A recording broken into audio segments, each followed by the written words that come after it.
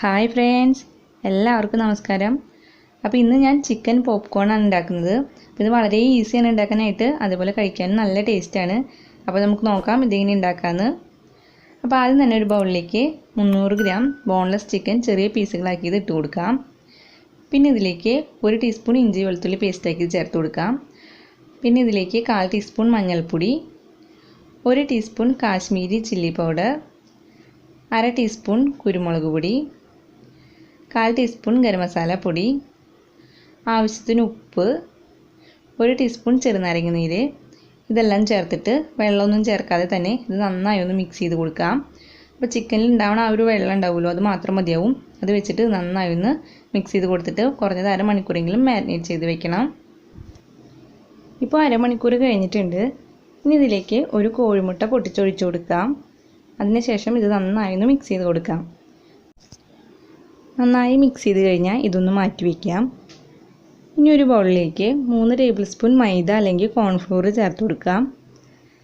പിന്നെ വേണ്ടത് bread crumbs ആണ്, അതൊരു 3 ടേബിൾ സ്പൂൺ ചേർത്ത് കൊടുക്കാം. ഇനി ഇതിലേക്ക് 1/2 ടീസ്പൂൺ കാശ്മീരി ചില്ലി പൗഡർ ഇട്ട് കൊടുക്കാം. അപ്പോൾ ഇതില്ലെങ്കിൽ സാധാ മുളക് പൊടിയായാലും ഇട്ട് കൊടുക്കാം. കുറച്ച് കളർ കിട്ടാൻ വേണ്ടിയിട്ടാണ് കാശ്മീരി ചില്ലി പൗഡർ ഇട്ട് കൊടുക്കുന്നത്.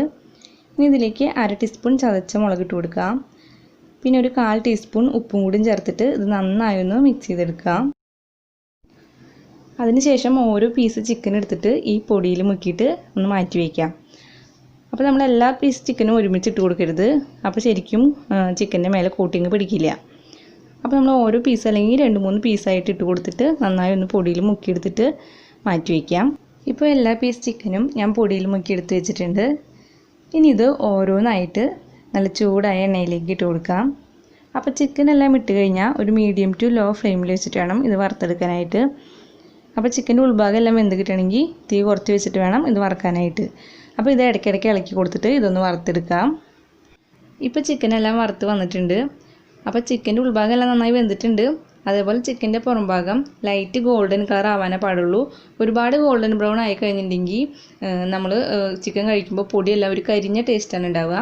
അപ്പോൾ ലൈറ്റ് ഗോൾഡൻ കളർ ആകുമ്പോൾ തന്നെ നമുക്കിത് എണ്ണയിൽ നിന്ന് കോരിയെടുക്കാം. അതേപോലെ ചിക്കൻ്റെ ഉൾഭാഗം വെന്തിട്ടുണ്ടാവണം. ഇപ്പോൾ ഇതാ നല്ല ടേസ്റ്റ് ആയിട്ടുള്ള നല്ല ക്രിസ്പി ആയിട്ടുള്ള ചിക്കൻ പോപ്കോൺ റെഡി ആയിട്ടുണ്ട്. അപ്പോൾ ഇത് ചെറു ചൂടോട് കൂടി തന്നെ കഴിക്കണം. ടൊമാറ്റോ സോസിൻ്റെ കൂടെയോ അല്ലെങ്കിൽ മയോണൈസിൻ്റെ കൂടെയോ അല്ലെങ്കിൽ കോൾസ്ലോയുടെ കൂടെ ആയാലും കഴിക്കാൻ നല്ല ടേസ്റ്റാണ്. കോൾസ്ലോൻ്റെ വീഡിയോ ഞാൻ മുന്നേ അപ്ലോഡ് ചെയ്തിട്ടുണ്ടായിരുന്നു. അപ്പോൾ അത് കാണാത്തവർ ഞാൻ ലിങ്ക് ഡിസ്ക്രിപ്ഷൻ ബോക്സിൽ ഇടാം, അതൊന്ന് കണ്ടു നോക്കുക. അപ്പോൾ എൻ്റെ വീഡിയോ ഇഷ്ടപ്പെട്ടെങ്കിൽ നിങ്ങളിതുപോലെ ഒന്ന് ഉണ്ടാക്കി നോക്കുക. എന്നിട്ട് നിങ്ങളുടെ അഭിപ്രായങ്ങളെ കമൻസ് ആയിട്ട് അറിയിക്കുക. അപ്പോൾ എൻ്റെ ചാനലൊന്ന് സബ്സ്ക്രൈബ് ചെയ്യുക. അപ്പോൾ മറ്റുള്ളവർക്ക് ഷെയർ ചെയ്ത് കൊടുക്കുക. അപ്പോൾ ഇനി വേറൊരു വീഡിയോ ആയിട്ട് കാണാം. അതുവരേക്കും എല്ലാവർക്കും ബൈ.